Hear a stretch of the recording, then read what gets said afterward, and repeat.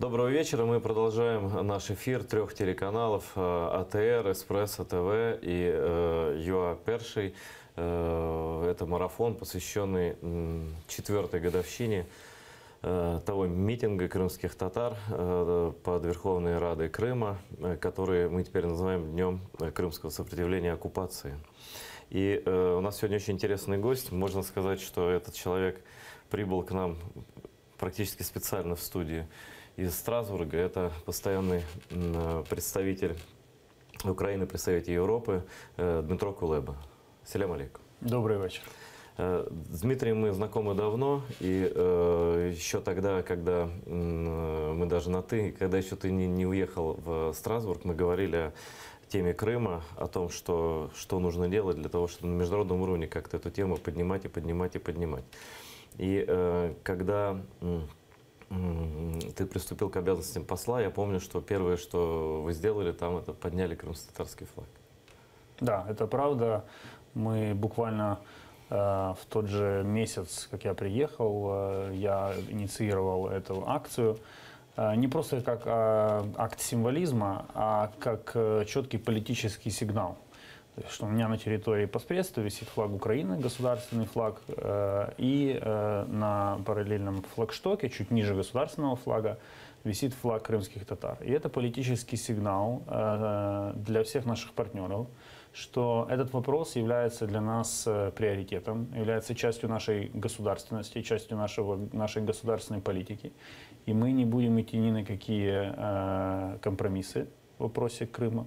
И второе, мы не будем позволять забывать о вопросе Крыма, что тоже в мире очень бурной политики является важным.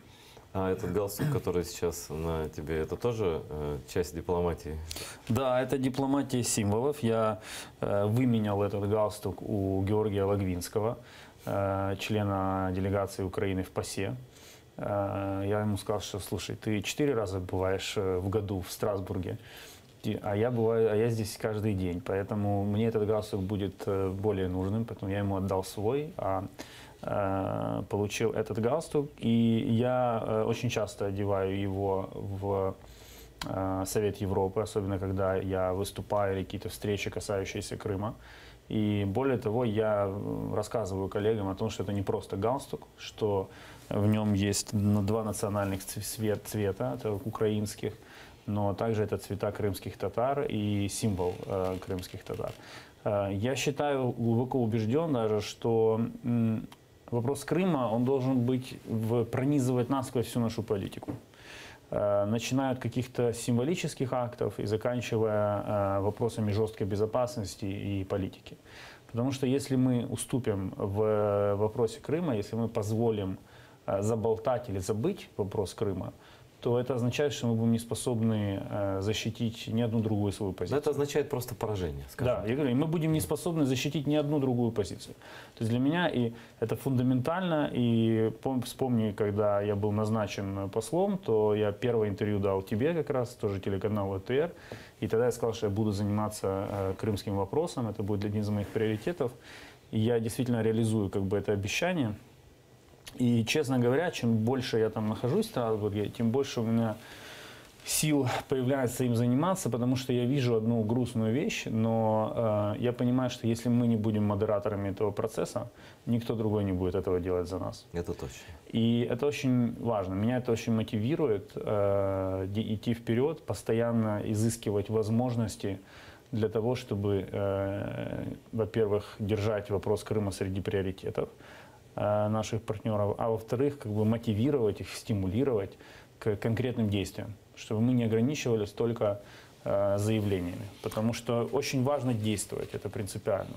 А есть среди какой части европейского политикума люди, которые с удовольствием бы забыли про Крым? Да, может быть, и про Донбасс тоже. Ты знаешь, я могу тебе сказать, что все, с кем... У меня не было ни одного человека, с кем бы я общался, который бы не признал, что аннексия Крыма является преступлением, Россия совершила преступление, и это является очевидным фактом. То есть это признают все. А вот дальше начинается уже расслоение. То есть одни говорят, Да, она это сделала. Да, мы попытались там с заявлениями и решениями озабоченностью да. их остановить, мы их не остановили. Это новая реальность, вот она сформировалась, мы должны ее как бы де-факто принять. Юридически мы всегда будем говорить, что мы не признаем аннексию, но де-факто нужно работать с русскими, нужно сотрудничать. Ну, это как в свое время было с балтийскими странами, да, когда СССР. Более того, напрямую эти параллели проводятся. То есть мне говорят, что в вопросе Крыма оптимальной является стратегия балтийских государств. И тут на стороне этих людей, наших партнеров, история, потому что в результате это действительно она сработала. Не потому, конечно, что они не Вот признавали именно, балтийские да, государства. совсем не поэтому. Не поэтому Да. совершенно, но тем не менее они показывают, что стратегия рабочая. Приходится с ними спорить. Эти люди есть. Есть те, кто не хочет уже вообще как бы заниматься, упоминать Крым ни в каком контексте, считая, что этот вопрос как бы, ну, уже не релевантен, потому что Россия там де-факто состоялась. Я говорю очень простую вещь всем своим коллегам. Я говорю, ребята, вы можете с точки зрения политики самым разным образом смотреть на это явление. Вот с точки зрения реал-политик, так называемый. Да, да, вы там карты рисуете себе, там, понимаете, историю читаете, пожалуйста. Но пока вы молчите, есть полуостров, в котором происходят систематические репрессии против всех, кто не согласен открыто или потенциально с оккупацией. Это прежде всего крымские татары, украинцы и еще те, очевидно, тоже есть люди как бы, русские, которые не согласны с этим фактом. И вот вы, исходя из геополитических соображений, закрываете на это все глаза, а там медленно, тихо, день за днем уничтожают не просто инакомыслие, а человеческое достоинство и человеческие права, которые мы, как Совет Европы, должны защищать. Мне на это отвечают, что ну вот мы же там заявили, мы же высказали обеспокоенность. И, собственно говоря, линия наших переговоров все время заключается в том, что я хочу, чтобы они, наши партнеры, переходили к каким-то действиям, которые возможны на самом деле. Это же очень простая вещь. Почему, встречаясь, вот я говорю, вы когда с русскими встречаетесь, вы поднимаете вопрос Крыма, вы поднимаете вопрос нарушений прав человека? Что они говорят? Нет, они не поднимают. Угу. Я на что я тогда и говорю, ну так извините, конечно, но если русских не ставить, не давить на них, если их не заставлять, так а какой смысл им самим что-либо делать? Они чувствуют себя совершенно развязно. И если бы, не дай бог, в Крыму каждый день, как в Сирии, убивали там десятки людей, вы бы тогда выступали. А если тихо просто душат людей, по одному выдергивают, загоняют в ситуацию страха, вы делаете вид, что ничего не происходит. А разницы же на самом деле никакой нет. Это репрессии. Дим, почему-то казалось, ну, многим, наверное, и тебе в том числе, и мне, что Европа нынешняя уже, да, там, третье тысячелетие, пережившая все эти ужасы и Холокоста, и даже ужасы югославской истории вот этой, да, с национальными репрессиями, с зачистками территорий, там, и так далее. Ну, грубо говоря, с унижением людей по национальному признаку. Что как-то уже выработалось какие-то антитела к этому. А оказывается, что нет. Оказывается, они могут легко закрывать глаза, и на крымских татар вообще наплевать, в принципе. Я думаю, что тут вообще вопрос глобальный, потому что если мы сейчас посмотрим на Европу, частью которой мы тоже являемся, то процессы, которые происходят, они были еще несколько лет назад абсолютно невозможны в нашем сознании. То есть подъем сильнейшего национализма, доминирование истории, давление истории над политическими решениями, расшатывание изнутри Европейского Союза. То есть крымский вопрос на самом деле, он вот часть этого процесса разбалтывания Европы. И это феномен, который нужно еще предстоит и политикам, политологам, и историкам осознать, почему это происходит. Я, кстати, недавно президент Порошенко сказал такую фразу, кажется, в Давосе, нет, или в Мюнхене, о том, что война, Третья мировая, уже началась. Просто не все это еще поняли до конца. Конечно. А это знаешь, я за 1,5 года, у меня уже было очень много таких разговоров. Конечно, например, с человеком, который представляет страну Центральной или Западной Европы, рассказывать там о танках, о русской агрессии, не работает. Когда ты с ним начинаешь говорить о киберугрозах, об информационных угрозах, То, есть то, что достает. то, да. что достает до них, они тоже этого не слышат. Но зато не буду называть страну, я думаю, читая, слушая, наши зрители поймут, но когда в одной стране Европы возникла волна сепаратизма и нашелся русский след в поддержку сепаратистов, то представители этой страны совершенно по-другому начали смотреть на приморская страна из бывшей Югославии. Да, на вопросы, которые я перед ними поднимал. Они говорят, да, так это же возможно. И даже когда мы презентовали впоследствии книгу о гибридной войне, то впервые представитель этой страны пришел на презентацию, потому что вдруг стало интересно. Ты смотри, достают. То есть, к сожалению, правило, что пока ты на собственной шкуре это не ощутишь, ты это не поймешь и не примешь, оно действует. Общечеловеческое правило. И оно действует и в политике. Но все-таки среди большей части, среди, скажем, влиятельной части европейского дипломатического и политического истеблишмента есть понимание, что такие вещи, что, во-первых, что Крым и Донбасс связаны, в принципе, да? И что если вы забываете такое понятие, как Крым, то завтра может случиться это, в принципе, с любой страной. Вот, больше ли стало этого понимания? Вообще, узнали ли они о Крыме больше сейчас, чем они знали о нем, допустим, 2 года назад? И благодаря чему? Конечно, узнали больше, благодаря, прежде всего, постоянному привлечению внимания. Причем работают все инструменты. То есть от визитов, например, Ахтема Чингоза, Ильми Умерова, которых мы пригласили в Страсбург, в Совет Европы. Они большое впечатление произвели своими историями, рассказами. До организации крымских вечеров культурных, которые мы показываем. И даже показ фильма Ахтема Сейтаблаева «Чужая молитва», на который пришли послы. Я организовывал неделю украинского кино в Страсбурге. Это был хедлайнер нашей недели. И люди вышли и даже и говорили, да, теперь мы еще лучше понимаем это. То есть вот вопрос депортации мы донесли, потому что когда ты просто говоришь, что крымские татары их депортировали, это одно. Когда люди переживают эту историю на экране, у них совершенно уже появляется другая эмоциональная связь с этим явлением. Поэтому ключ на самом деле нужно говорить много, постоянно и правильно. Доносить эту историю, чтобы держать ее в центре внимания. Мы перед тем, как все здесь в студии, говорили о том, что вы внесли в Совет Европы сейчас пакет предложений по именно сегодня, да? Да. Пакет предложений по защите прав человека в Крыму. Что из себя этот пакет представляет? Какие основные предложения ваши, которые вы представили? Да, действительно, мы сегодня именно в День сопротивления разослали нашу инициативу.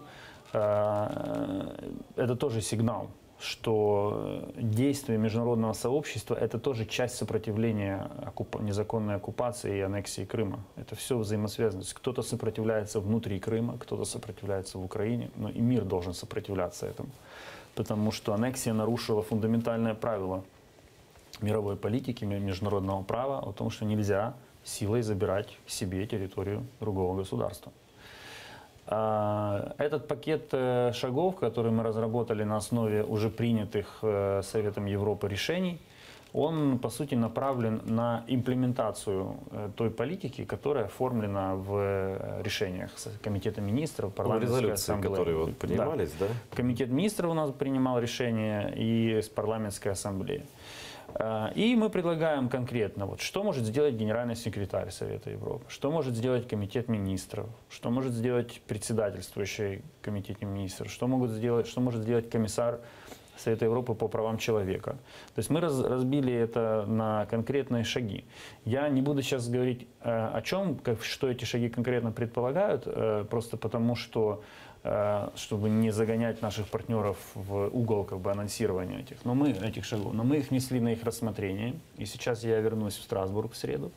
И мы начнем консультации с нашими партнерами по поводу того, каким образом мы можем и что конкретно мы можем сделать. Очевидно, что некоторые шаги покажутся им слишком радикальными. Но мы имеем право быть радикальными, они меньше. То есть я-то как раз хотел подробности какие-то узнать, а получается, что ты не можешь сказать. Подробность, например, очень простая. Вот один элемент могу раскрыть спокойно. У нас существует, например, организация такая ЮНЕСКО, ООН, да, которая занимается культурой. Вот Бахчисарайский, как раз ханский дворец в Бахчисарае, это к ним относится.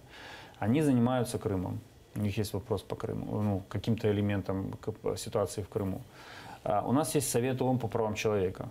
Он тоже занимается каким-то элементом ситуации. У нас есть неправительственные организации, как Human Rights Watch и другие, которые мониторят. То есть у нас несколько есть игроков, которые чем-то занимаются.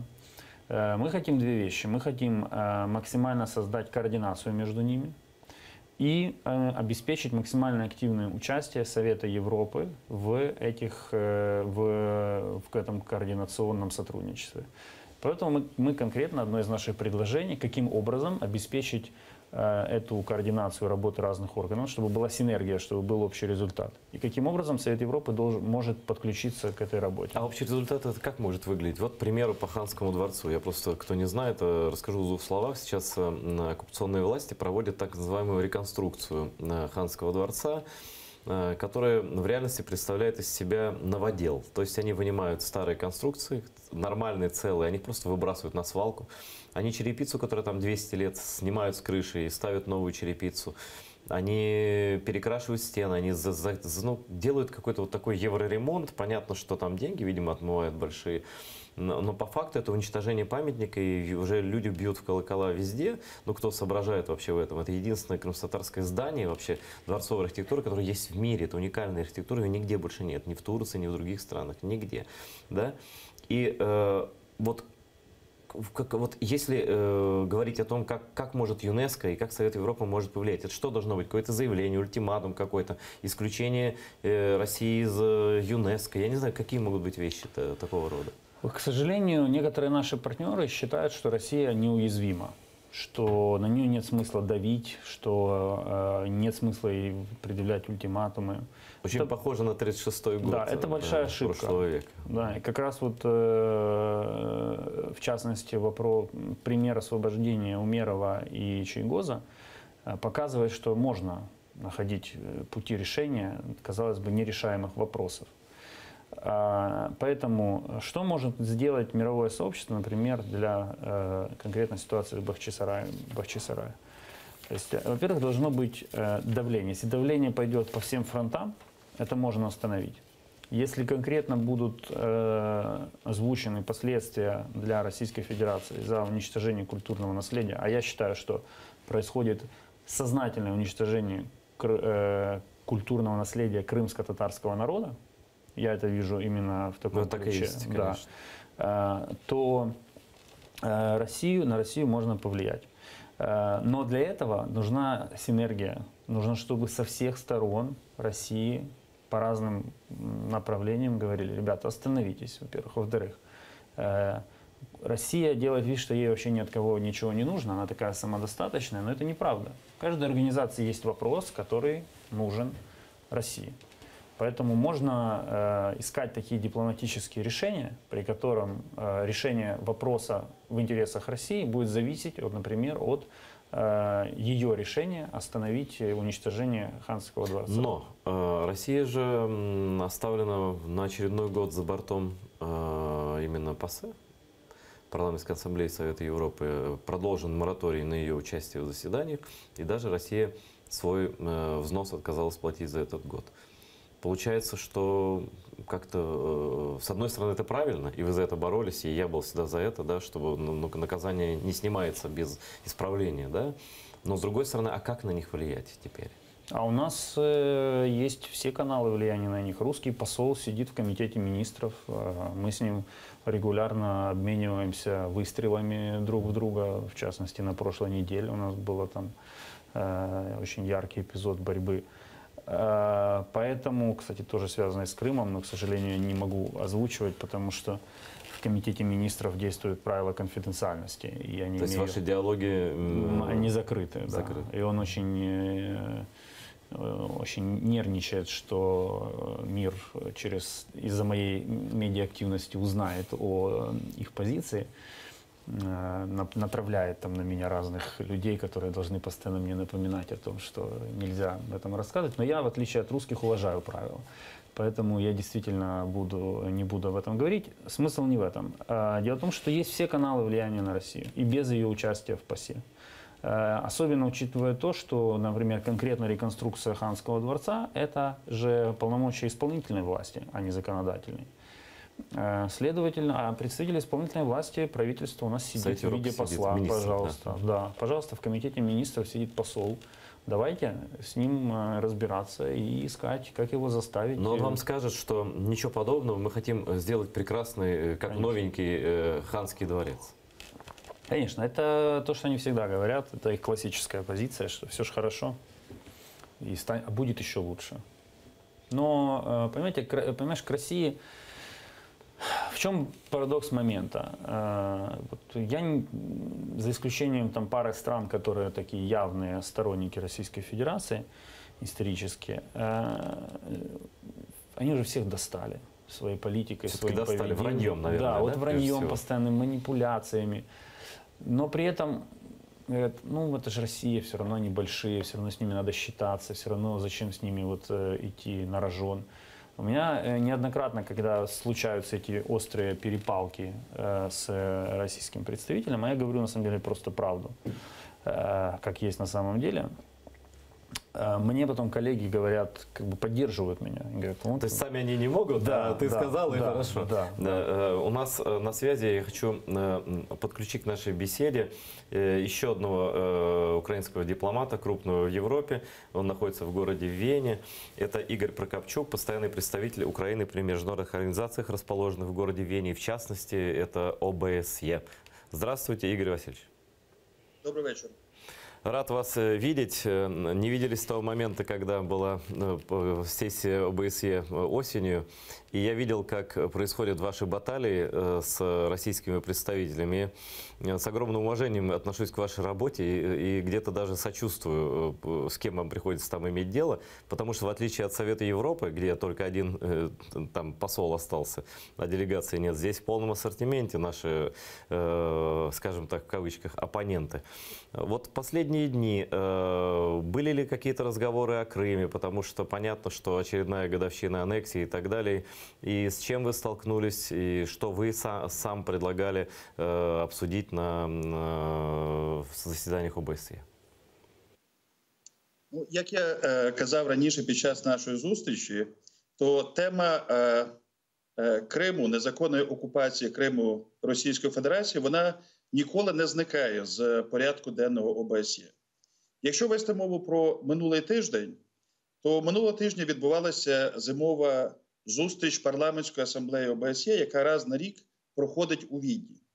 І, власне, четвер-п'ятниця парламентські делегації зібралися для того, щоб обговорювати найбільш гострі питання, які сьогодні стоять на порядку денному безпековому ОБСЄ. Українська делегація традиційно піднімала питання, пов'язане з ситуацією в окупованому Криму, і, зокрема, питання порушення прав людини. Був проведений окремий додатковий захід, в якому також взяв участь пан Ріфат Чубаров, представив найостаннішу інформацію про події, які там відбуваються. А наша делегація запропонувала проект резолюції, який буде ухвалюватися парламентською асамблеєю під час літньої сесії, що відбуватиметься в липні місяці. Тому фактично цей захід, він представив можливість надати досить широку інформацію про сучасну ситуацію в окупованому Криму. Інший захід ми плануємо як делегацію провести вже завтра. І ми його проводимо разом з нашими партнерами, делегації Сполучених Штатів Америки, Канади, Європейського Союзу, Грузії, які виступають співорганізаторами додаткового заходу, присвяченого саме ситуації з порушеннями прав людини в окупованому Криму та в окупованій частині Донбасу.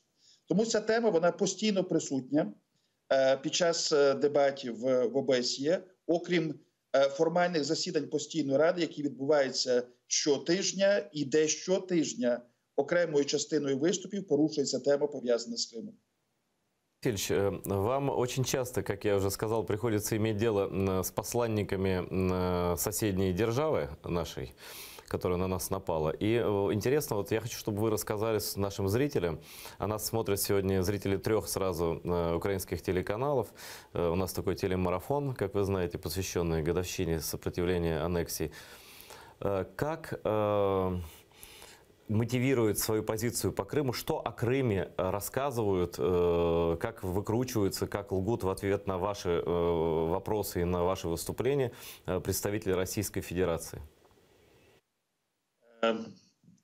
Ну, насправді я би сказав, що передусім представники Російської Федерації намагаються уникати взагалі обговорення теми, пов'язаної з Кримом. Якщо з однієї сторони і українська делегація, і делегації наших партнерів щоразу, кожного тижня привертають увагу до ситуації в Криму і до порушення прав людини, які постійно там відбуваються, російська делегація намагається цього уникнути. Зрозуміло, що в них немає що надати у відповідь. Якщо раніше, скажімо, я пригадую певні обговорення, які були, і де йшлося про порушення прав людини, я чув від російського представника, скажімо, інформацію про зростання врожаю зернових в Криму. І це подавалося як один з здобутків російської окупації.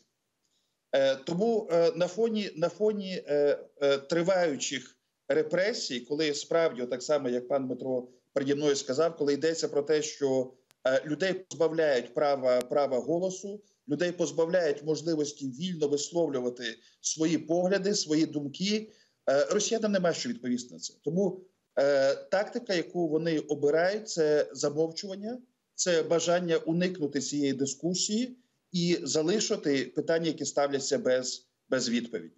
Що лише підкреслює необхідність зі сторони всього міжнародного співтовариства продовжувати привертати увагу до тієї ситуації, яка там складається. Вот наверняка в ваших разговорах, выступлениях в ОБСЕ вы затрагиваете тему выборов президента России, которые хотят, естественно, они проводить в оккупированном Крыму. И более того, есть даже информация, что сам Путин поедет туда голосовать. Вот как к теме выборов относятся и другие страны, и как на это реагирует Российская Федерация? Ну, це не вперше, коли Російська Федерація намагатиметься провести незаконні вибори в окупованому Криму. Ми пам'ятаємо 2016 рік і спробу проведення парламентських виборів. Ці вибори, вони не визнаються міжнародною спільнотою ОБСЄ, не приймаються їхні результати. Це стосувалося як ситуації, пов'язаної з так званими парламентськими виборами. Це таке саме ставлення буде і по відношенню до проведення, незаконного проведення президентських виборів на тимчасово окупованій території України в Криму.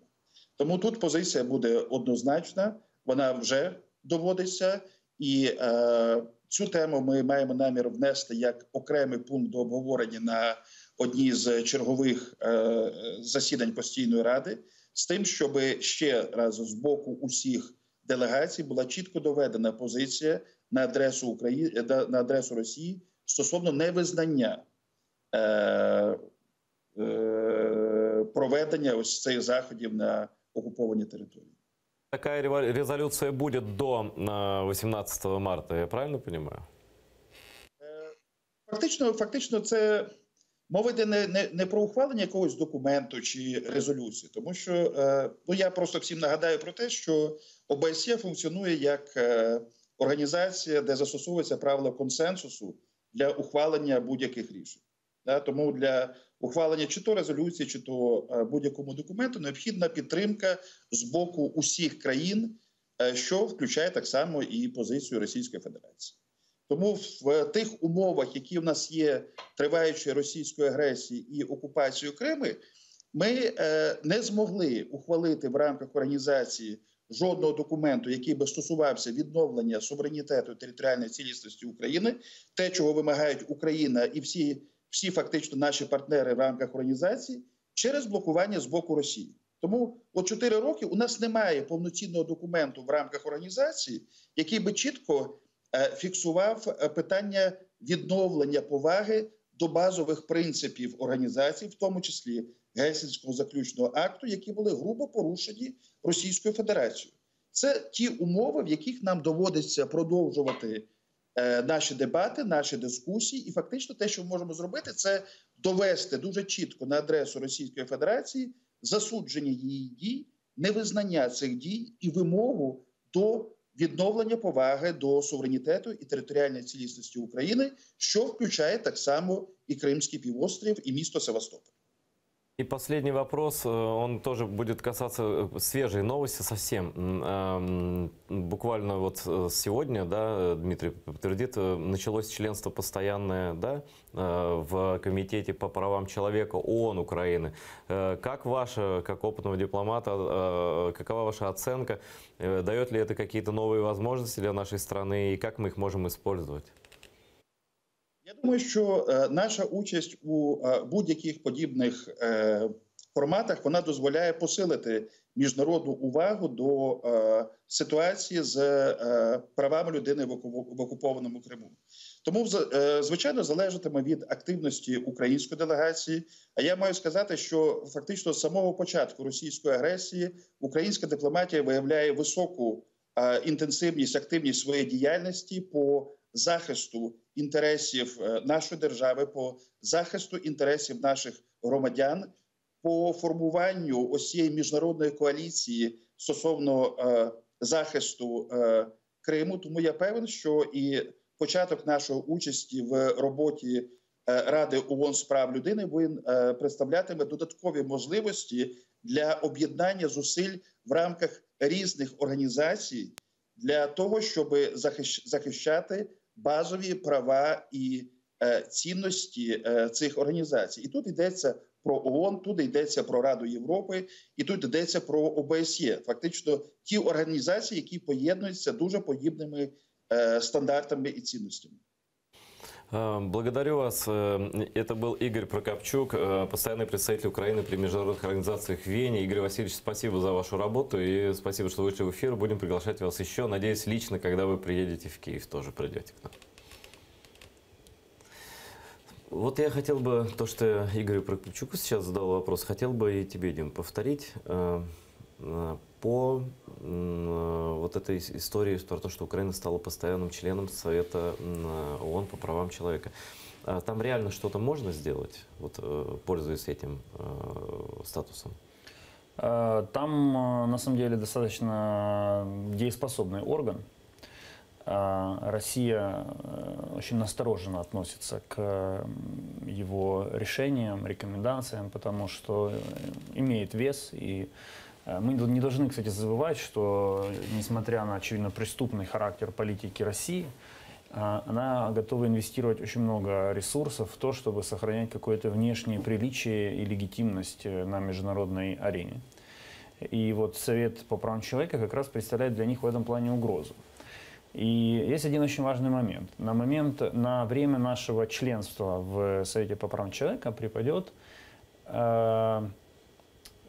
обзор ситуации с правами человека в Российской Федерации. Даже в целом не в оккупированном Крыму, вообще, а в России. Да. И, конечно, мы не будем участвовать в этом процессе в разрезе Крыма, потому что Крым не является частью Российской Федерации, это оккупирован. Но это членство дает нам очень интересные возможности по правильной расстановке акцентов о ситуации в самой России с правами человека, о невыполнении ею международных обязательств.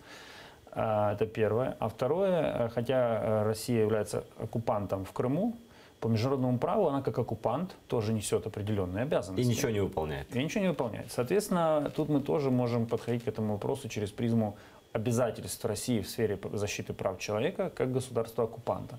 Поэтому там в Совете Европы очень много интересных инструментов, которыми можно в Совете по правам человека ООН, да, это орган Организации Объединенных Наций, которыми можно пользоваться и разыгрывать различные комбинации, чтобы все-таки давить на Россию, заставлять ее идти на уступки в вопросах защиты прав человека в Крыму. Вот, ну, как бы ключевые моменты в нарушении прав человека в Крыму, это, наверное, преследование крымских татар, преследование украинцев, которые им сочувствуют и помогают тоже в этой борьбе, да, и других людей. Но еще и призыв в армию, который прямо нарушает просто все. Да? Они призывают насильственно, не говорят «хотите, идите служить». Если бы так еще бы ладно было, да? Они начинают именно призывать. Вот что с этим делать, как нам с этим быть?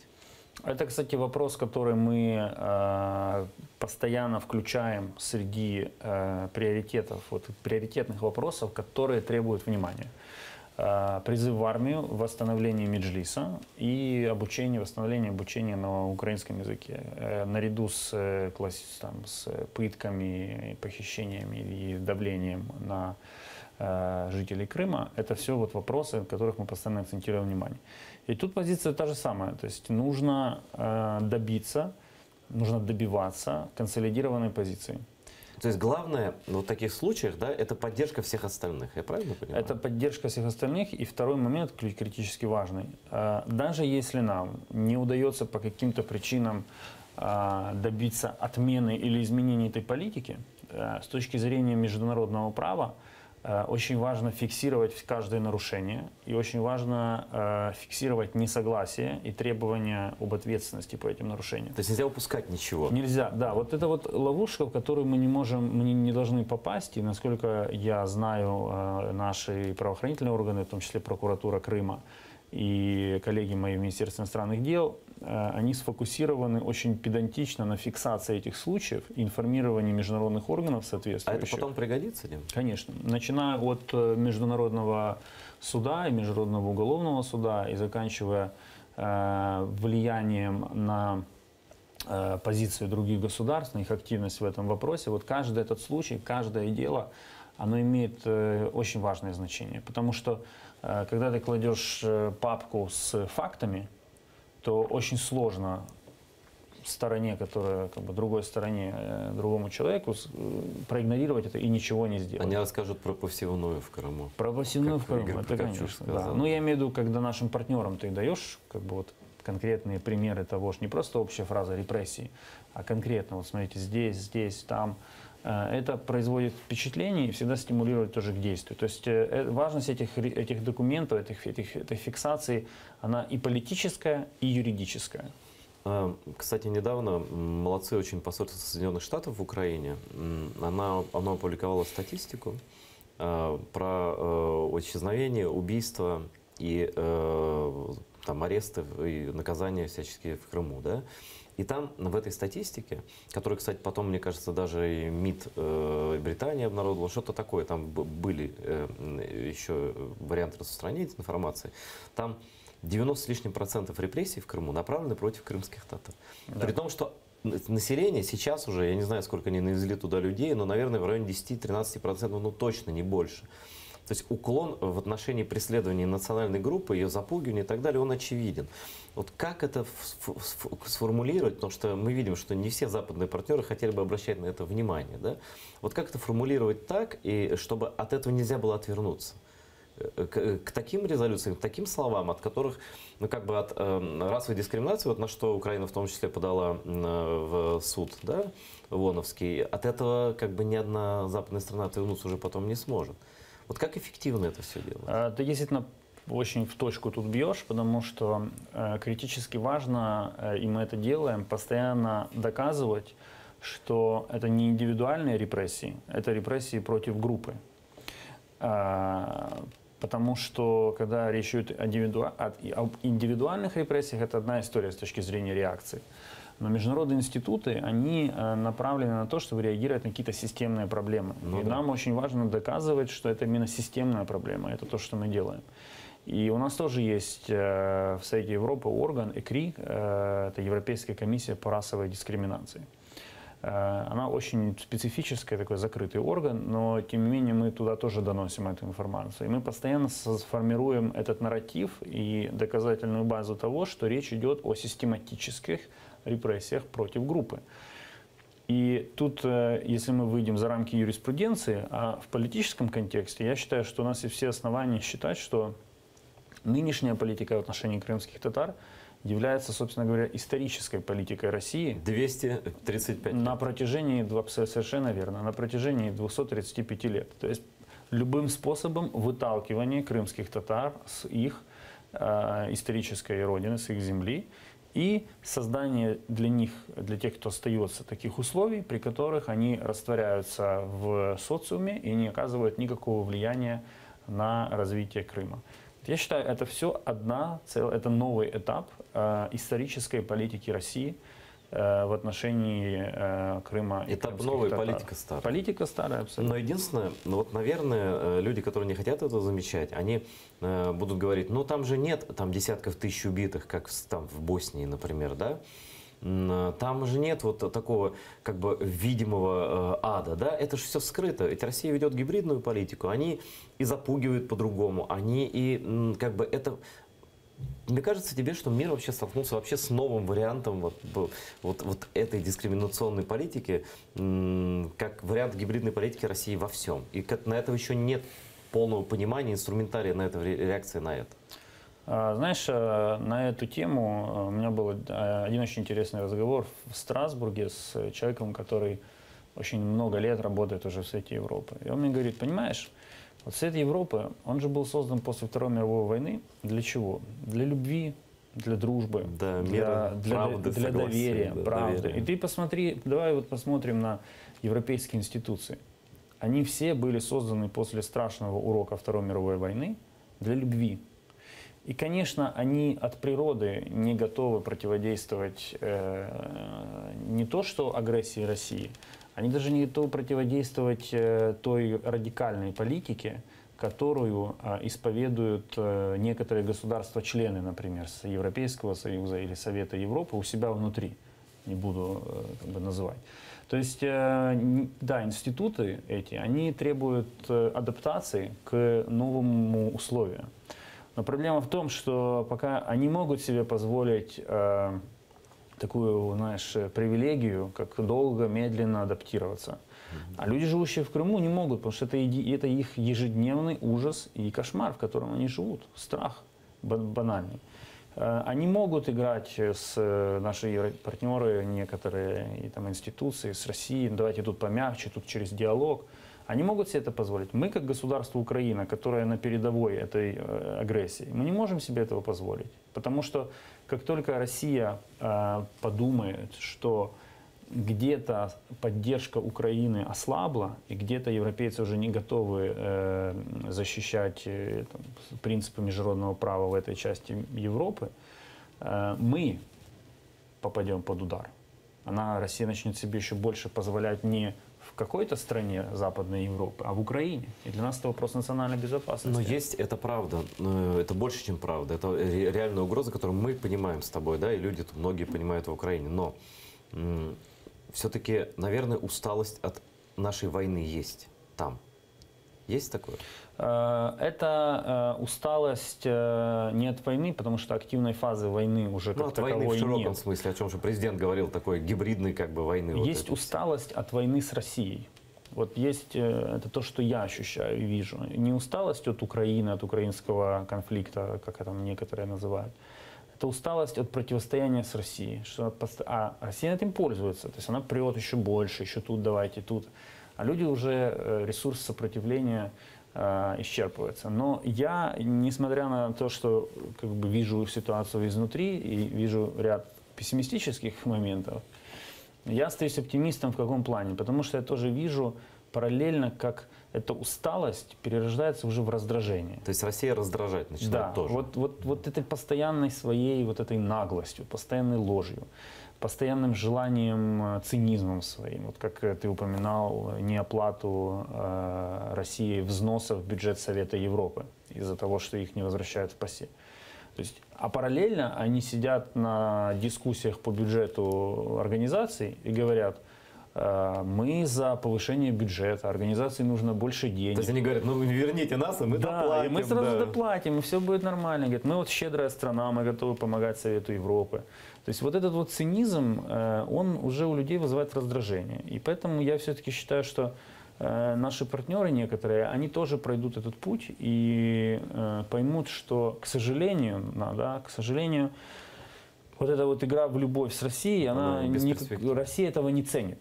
Вот что самое должно. Ну, может быть, дойдет наконец-то с нашей помощью. Мы прикладываем, да, для этого максимум усилий. Сейчас, кстати, вот я тоже на разговоре с Игорем Прокопчуком упомянул и хочу с тобой продолжить тему выборов Путина в Крыму. Но это давайте называть вещи своими именами, там просто все нарисуют, кто бы там пришел, не пришел.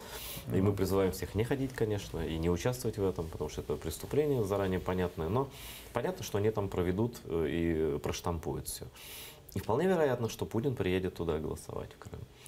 И это, конечно, я вот с точки зрения их смотрю, они, наверное, думают так, ну сейчас приедет Путин туда, именно там проголосует, и вы со своими резолюциями вот этими, о том, что вы не признаете выборы в Крыму, вы просто, признав его президентом, его проголосовавшим там, проголосовавший год там, да, вы это проглотите, и это будет путь к легитимизации дальнейшей аннексии. Вот как с этим быть?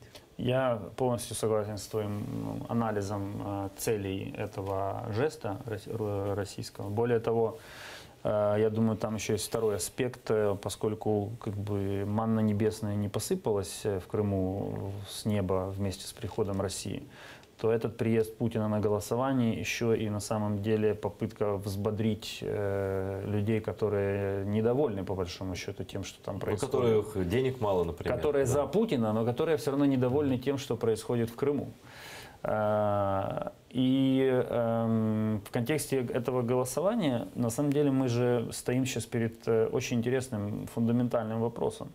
Ведь если Россия пытается нарочито плюнуть как бы всем в лицо и сказать, как ты говоришь, нас все не интересует, то речь, с одной стороны, однозначно идет о непризнании конкретных выборов в Крыму. Я уверен, что тут будет единство. Это уже все заявили. Да? ЕС сегодня заявил, тут посольство. Да, ЕС, то единство будет политики. Но можем ли мы признавать президента страны, выбранного, да, в частности, этими голосами? Вот на самом деле фундаментальный вопрос. Это такой Рубикон серьезный. Это, да. И Россия, я думаю, сознательно создает сейчас этот вызов, чтобы потом говорить, ребята, ну вы же как бы ничего не сказали. Точно так же, знаешь, как в парламентской ассамблее Совета Европы, когда делегацию, которая хочет вернуться, российскую делегацию, ее возглавляет Леонид Слуцкий.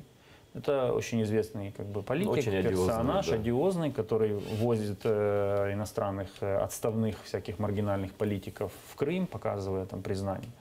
И вот я задаю коллегам один простой вопрос. Вот вы хотите вернуть, которые хотят вернуть Россию? Они говорят, мы хотим, мы считаем, что это правильно. Я говорю, хорошо, вы как к аннексии Крыма относитесь? Они говорят, мы принципиально против, осуждаем, никогда этого не признаем. Я говорю, молодцы. А вот приедет Леонид Слуцкий во главе с делегацией и придет к вам навстречу. Вы с ним встретитесь? Говорит, да, встретимся. Говорю, как вы можете встретиться с человеком, с одним из архитекторов аннексии, жать ему руку, который улыбаться, вы осуждаете. Осуждаете, стоять рядом, улыбаться друг другу, если вы так принципиально против аннексии Крыма. Вот коллегам, как бы у них нет ответа на этот вопрос. Они говорят, ну надо же как-то вести диалог. Я говорю, ну по крайней мере уважайте себя и не ведите диалог с теми, кто непосредственно, является архитектором аннексии, поддерживал аннексию голосованием в парламенте, и избран на территории аннексированной территории. Хотя бы этих трех простых правил придерживайтесь, да, как вот наши некоторые коллеги очень любят эту фразу «сохранять лицо». Вот свое лицо сохраняйте. Тяжело с этим. Я как раз был, вот, где мы познакомились с Игорем Прокопчуком в ОБСЕ, и там председательствующий, который и украинская делегация там хотела ответить на какие-то вопросы, когда русские врали про то, что свобода слова в Крыму. Он сказал, нет, не надо, нам это, у нас заседание закончилось. А после этого был банкет, где этот же председательствующий, не память изменяет, по-моему, итальянец, я не помню, он с ними сидел полчаса, выпивал, обнимался и так далее. Заглаживал вину. Да, но нет, выпивал он с россиянами, там вины никакой перед ними не было, он для них все нормально. Так я же говорю, что за вину за то, что он прервал их выступление, он заглаживал. Потом нет, ты не понял, он наши прервал. Да, то есть он все сделал нормально. Да. Да. Но Совет, все-таки с ОБСЕ там вообще, конечно, жуткая ситуация, в том плане, что там же они допущены везде и все блокируют. В Совете Европы все-таки пожестче к ним отношения, да? Ну, да, конечно, у нас Игорь Васильевич, я ему в этом плане не завидую, действительно, потому что Даже когда у тебя есть коалиция какая-то влиятельная в ОБСЕ, ты ничего не можешь сделать, потому что есть правило консенсуса, которое блокирует принятие любых решений. И в этом плане моим коллегам в Вене им приходится быть еще более креативным, еще более Там настойчивым. каждый день вообще матчи такие. Да, Да, чтобы искать какие-то пути будоражить всю эту ситуацию. У нас Россия была заблокирована, были санкции против нее в парламентской ассамблее Совета Европы.